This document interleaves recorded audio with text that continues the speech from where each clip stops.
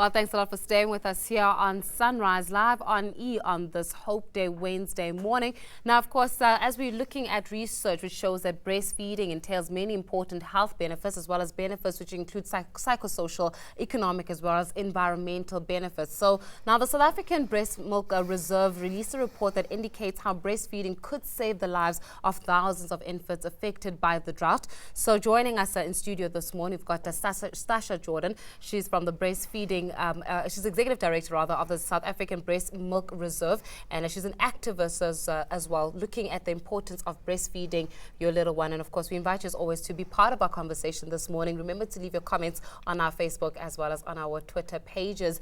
SASHA, thank you so much for joining us this morning. Good morning. Thanks for having me. So there we go. But don't say that we don't ever take care of you here on Sunrise. You know, you're well taken care of. Very well fed, I must say. Now, this is a very interesting conversation. I'm going to just say off the cuff here that I do not have an infant. I do not have children as yet, but it came as a very interesting conversation to have before you even have kids, because you start finding out the importance of breastfeeding. Yes. So many people would say that breast milk reserves and the importance thereof, we don't necessarily comprehend just how important that is. So tell us about your organization. What is a breast milk bank, essentially? Yeah. So a breast milk bank, like a blood bank, is a repository for breast milk, where we collect breast milk from donor mothers and we apply it in the care of the most vulnerable infant. Yeah. So in the case of the South African Breast Milk Reserve, we are targeting the very low birth weight infant that is in the care of the neonatal intensive care unit. Okay. So we find that the babies that are born under 1.8 kilos and that are vulnerable, but generally we are also looking much more at the micro premature infant, 500 grams to a kilo. They have vulnerable guts.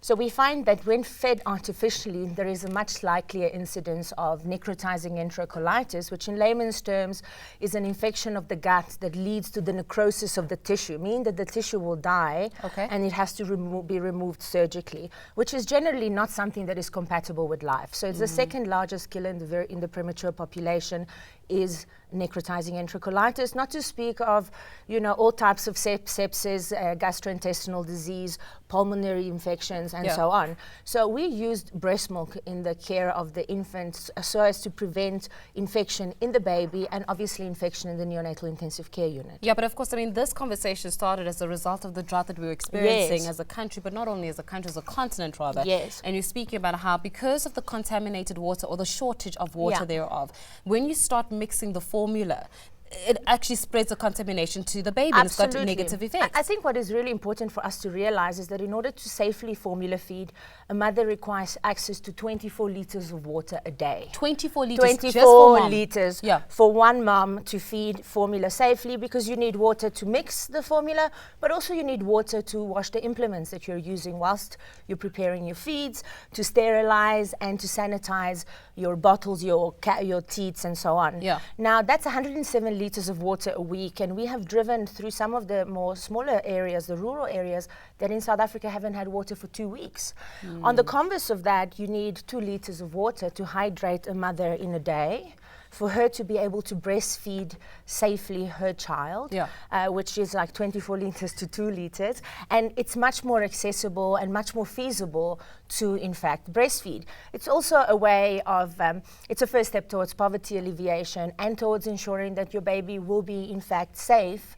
We find that formula-fed babies are 50 times more likely to be hospitalized. 50 times more likely to be hospitalized? Yes, wow. Absolutely. Is it because of the nutrients that the child or the infant may or may not necessarily be getting from the formula in itself that can be provided via the breast milk? I think it's generally more an issue that revolves around the immunological value of breast milk.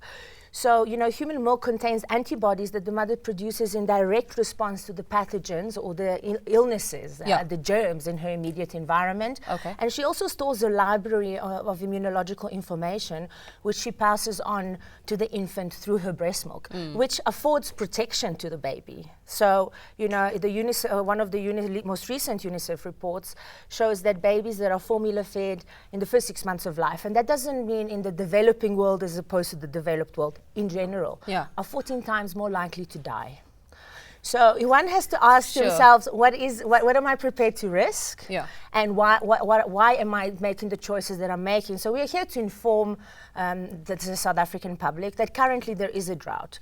So that means that access to water, particularly in rural areas, has diminished. Some areas have had no water for extensive periods of time.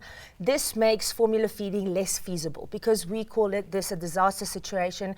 And in these situations, we have seen that breastfed babies thrive, where artificially fed babies don't necessarily do so well. So it's literally right now, it's about saving lives, and how is it that breast milk actually contributes to that? But let's speak about the importance of actually having breast milk reserves, because a lot of times people will be saying, I don't even know how to contribute. If I want to be a donor, I'm thinking, if I want to be a donor to it, do I get paid? Because many people think that they get paid.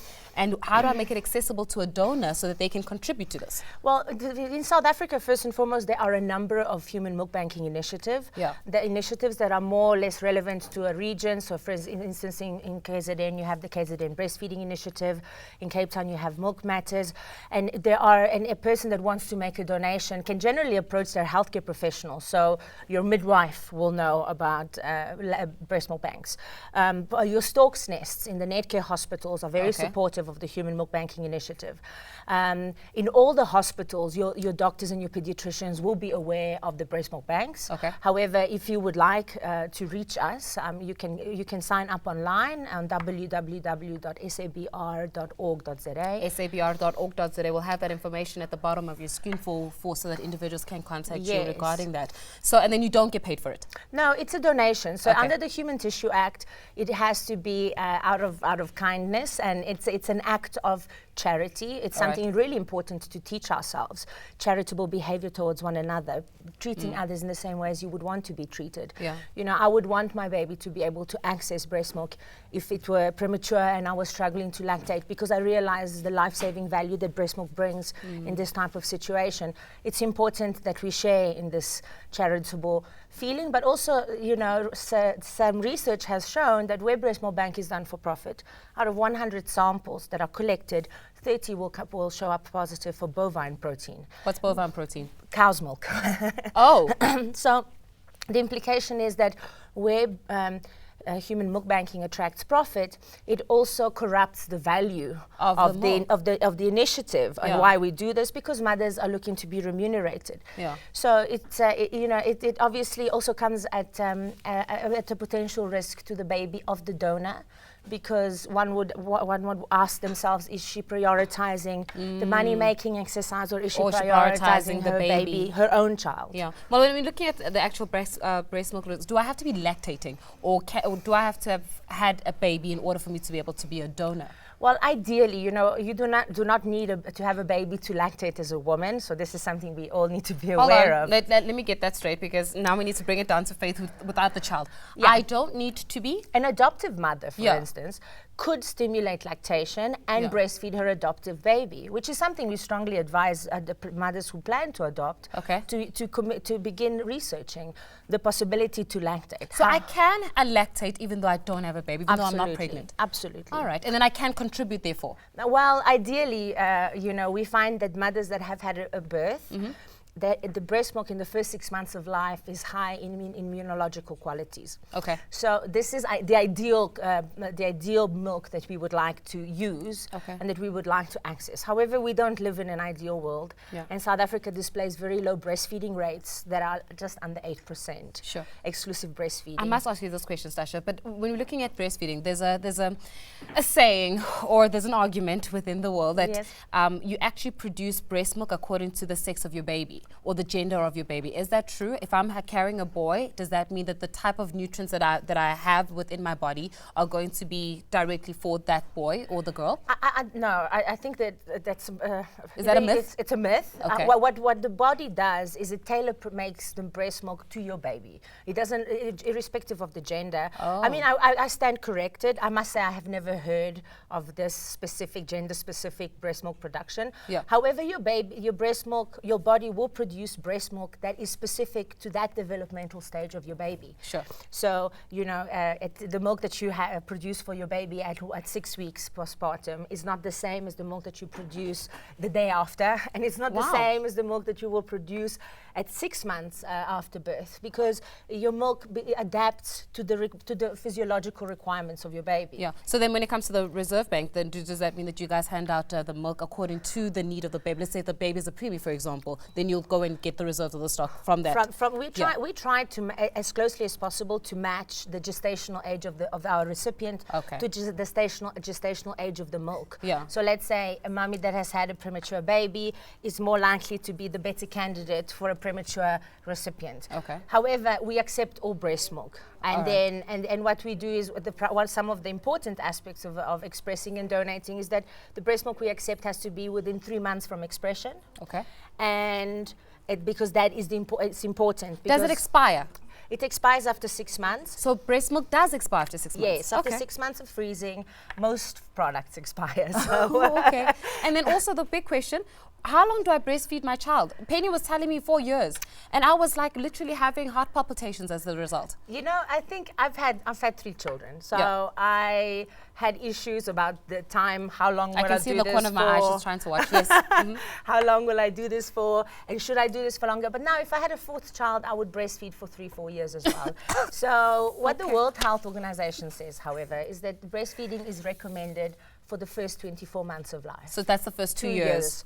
And it affords your baby for the first 6 months protection, immunological qualities that are unique to breast milk that you will not find in formula. Yeah. So in winter, please breastfeed in summer, and breastfeed is the bottom line. Ooh, okay, learning new things are being challenged in all aspects of my life. But we've got some questions that have been asked by members of our public and some of our viewers that really want to know about breast milk and also just about the lactation process thereof. Will you allow us just to ask some of those questions? So we've got some of the questions that are coming. How often should I breastfeed my baby, and for how long per feeding?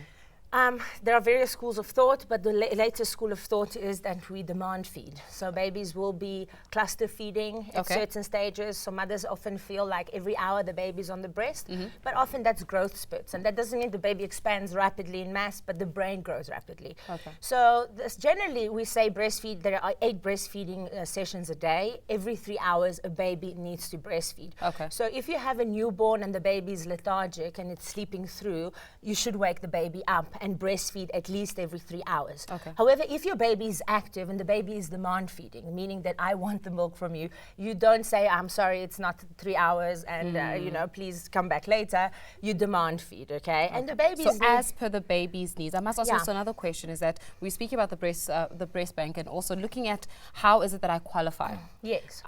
What must I do to qualify? Is it because I don't lactate, or is it because my baby's a preemie? How do I qualify? No, we have qualification criteria. So it's really important for mummies to not consume large amounts of alcohol. Okay. So we say less than 25 mils of hard liquor in 24 hours. Yeah. Which means a glass of wine is acceptable. Then we say no medication. We find that a lot of mothers today are prescribed antidepressants, and it seems to be quite a fashionable thing to do. But it's things that I invite the public to reconsider and to discuss with their healthcare professional the real need behind all this. So in other words, to be a donor, you need to be healthy, but now to be a recipient, what must how do I qualify? The qualification criteria is under 1.8 kilos, younger than 14 days, and for a maximum period of 14 days. So do you qualify for a maximum of 14 days? Yeah. Okay. If you're a baby in South Africa, you have a right to access donated breast milk. Okay, so more questions coming in from the public there. My baby's having trouble latching onto my breast. What should I do? I always recommend if you're having an issue latching, and it's important to ask that question, do consult a lactation consultant. We have nursing staff and we have specialist lactation consultants that are certified that can assist you. Okay. But there are some basic rules, you know, tummy to mummy. Tummy to mummy. So don't have your baby twisted in an unnatural position. Okay. Trying to latch to the breast by the side. You don't eat like that either. You know, it's sort of uncomfortable. Yeah. So then nipple to nose. Tummy to here you go. Tummy to mummy, nipple to nose. Yes. Yeah. So and then you bring the nose to the nipple and you tickle it, and then the baby will open and latch. So the latch is a full latch. So if your latch is uncomfortable, it's very likely that you're not doing it right. You're not, well, this is also something we need to stop telling mothers. Yeah. all mothers are doing it right. Okay. Okay, it's a learning curve. So every mother is learning how to, it's about establishing lactation. There isn't a right and a wrong way. No two breasts are the same. No two nipples are the same. But it's really about trying to get as much of the areola into the baby's mouth. So generally a latch is uncomfortable when the baby is sucking on the nipple viciously. And then your nipples will bleed and crack. Before I hand you over to Penny, what is it? Tummy to mummy, nipple to nose. There you go. Any more information there this day. SASHA Jordan, a breastfeeding activist and executive director of the South African Breastfeeding Reserve. Thank you so much for joining us this morning. Thank you for having us. Find the contact details at the bottom of the screen, and also visit their website sabr.org.za for more information. But also can give them a call. Give them a call. 011 482 is the number. I'm going to just try to find the number for you now because I just all of a sudden lost that number. 482-1920. 011 482-1920.